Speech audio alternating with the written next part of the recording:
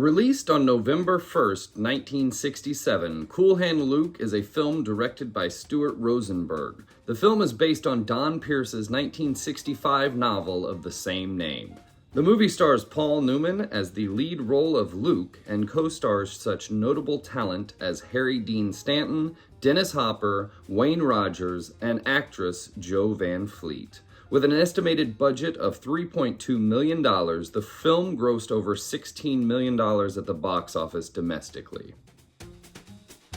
Before we get into our review, let's take a look at our top 5 interesting facts about the film Cool Hand Luke. Fact number 5.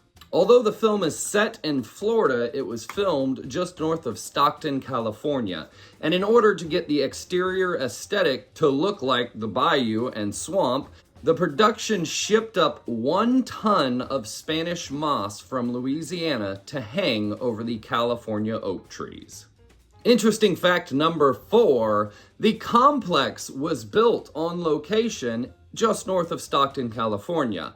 And a city official inspector for Stockton, California happened to notice location. He came by believing it to be a migrant workers camp and condemned all 12 buildings for not meeting building code standards. Once it was explained that it was a movie set location, he withdrew the condemning and the film was allowed to proceed.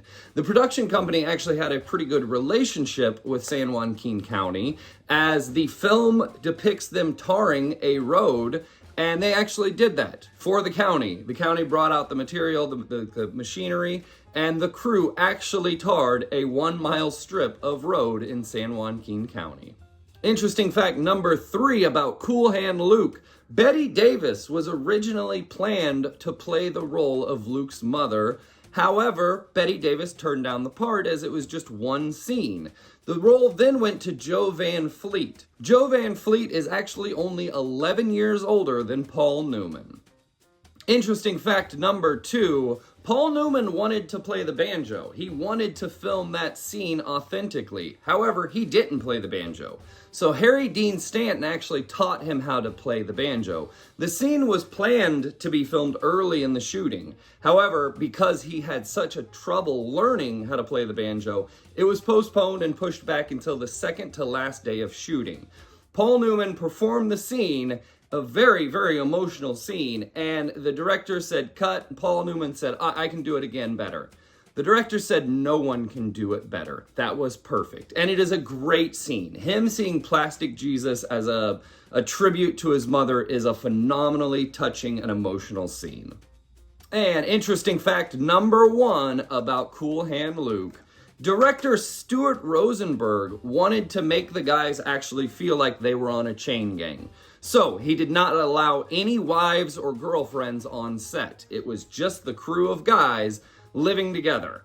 And even Lucille's part was filmed without the crew. The cast was not there for that. That was just Stuart Rosenberg, a couple other members filming that woman, and then you cut back to the guys over there. They did not see her the entire time. Stuart Rosenberg did not allow women on the set.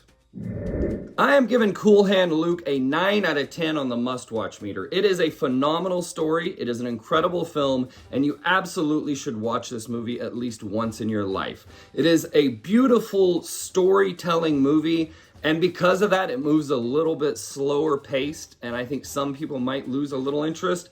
However, it is a phenomenal story, and I absolutely think that you should watch it. For my jam meter, easily a 10 out of 10. It is a wonderful picture. I watched it for the first time when I was probably 12 years old after my parents split up and I was staying with my dad on weekends. We would rent cool movies and watch a movie. Either that or we would go out to a bar and play pool. But we would watch movies, and he mentioned the egg scene, and we went and rented this, and I watched it then. I haven't watched it in 30 years. It is still a phenomenal picture, and I absolutely think that I'm putting it on our rewatchability calendar of every 3 years. I will definitely watch this movie within the next 3 years. It is a great, great film. 2 aspects I would like to talk about for this movie. 1, the story, which I've already touched on a little bit. The story is a phenomenally moving story. However, I don't want to go too far in depth in this movie for the review because the story is very simple. There are a few plot points. Like, I could write this entire story down in 2 paragraphs. And each sentence would describe about 15 minutes of the movie. But that's what makes this movie great. The slow pacing, the intentionality of it, the deliberate slow pacing to tell the story and actually make the moments hit with emotion. It is a really, really well-told movie. It is a phenomenal story. Again, it could be summarized in 2 paragraphs, but that's not the point of a movie. The story is incredible, and the other aspect I want to cover is the cinematography. Stuart Rosenberg did a phenomenal job with this movie. Rather that be the up-close shots, the reflection of the silent guard's sunglasses, the up-close shots of the fan just spinning to really put this sense of just mundane, just the same thing over and over and over. It's a very symbolic shot that I really loved. There's a lot of aspects of this that are just really well done. There's a few scenes with lens flare, which wasn't popular back then, and I really think that it hits well.